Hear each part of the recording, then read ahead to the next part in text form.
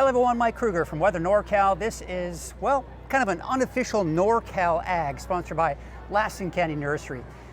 We got a whole exciting week going on this week, and it's the Redding Rodeo Week. So you may know this guy. He's the man, the myth, the legend, Bennett Gooch Jr. Hey, so thank you so much for joining me here. Thanks for coming. So we're going to kind of do two things here. First, and we'll do the second part a little bit later, but let's talk about the Redding Rodeo. How, it's been going on for 76 years. Yep. Let's talk about the history of it. I mean, a lot has gone on over the last 76 years. A lot of people know the name John Balma. He came back from the war, and they wanted to bring something back to the community after the war and do something big, and they started, it was a stock show rodeo. In 1948, it was a PRCA sanctioned event, and right here, same grounds. So still kind of a big deal, right? It is still a big deal, and the community took to it. We've got some pretty old pictures from back in the day of the original buck and shoots, and we use it as the background of our 75th anniversary poster and program book.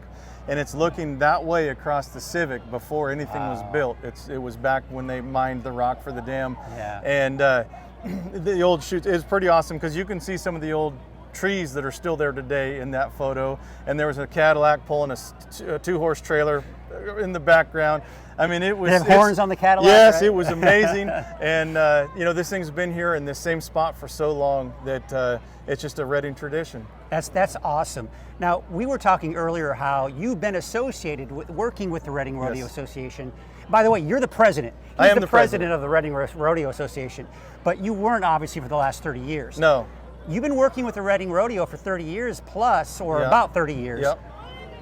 A lot has happened, really. That's when most of the growth has really occurred, right? Yeah, a lot of the stuff you see today has happened in that time period. When I joined, it was just prior to the 50th anniversary, and it was a 2-day rodeo. Sanctioned in the PRCA, pretty high in the standings. There was over 600 rodeos in the PRCA, and we're consistently in the top 25 to 40 rodeos. And so at the time, it's a big rodeo, and it still is. So we're still in the top. That's why we're televised on the Cowboy Channel and everything else to go along with it. But we are one of the top rodeos in the nation, and so with that comes with all the contestants and people from all over the country tune in and watch it on TV. And there's not a place I can't go without a Redding Rodeo shirt on that someone wants to talk about it. So it's pretty cool. The world is watching. So a lot has happened over the last about 30 years. Yeah. We think about moving forward here. What are some of the plans what are some of the visions you have? Let's put it that way. I think ideally the vision, obviously the fans have made it very clear they do not want this to move. They've been coming here since they were small children with their grandparents, and now they're bringing their children and now grandchildren. Yeah. And so many people have come to this event every single year that it's happened, and they sit in the same seats or the same box. They've had them forever, and they don't want to see us move. They don't want it to go to a different location. They're used to it being by the river.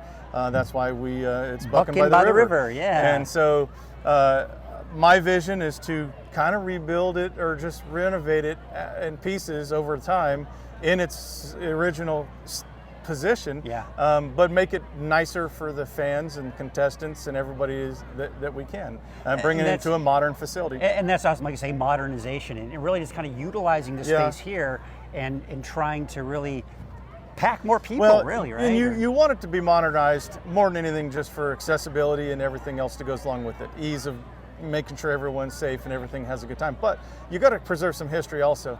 I mean, like in NASCAR, you go to the old school tracks that have been around forever. They haven't brought them up to today's standards, but nobody wants it because they don't want to change history. Yeah. And so here it's about a little bit the same. We want to modify it and change it and make it better for everybody, but also make it so that when they come here, they remember this is where they always were. Well, that's awesome. It's kind of tough. It's a little fine line of making it perfect for everybody, and I think we've got a plan to do that.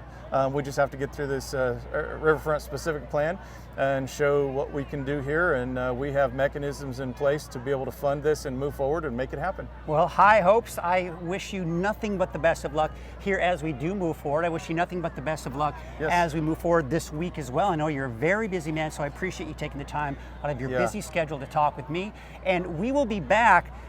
Honestly, we're going to do the interview right after this, and we're going to talk about how the rodeo in general is associated with agriculture. So be sure to stick around for that on Thursday That's all coming up later. Thank you so much. Thank you. And we'll see you on Thursday for the Ag Report.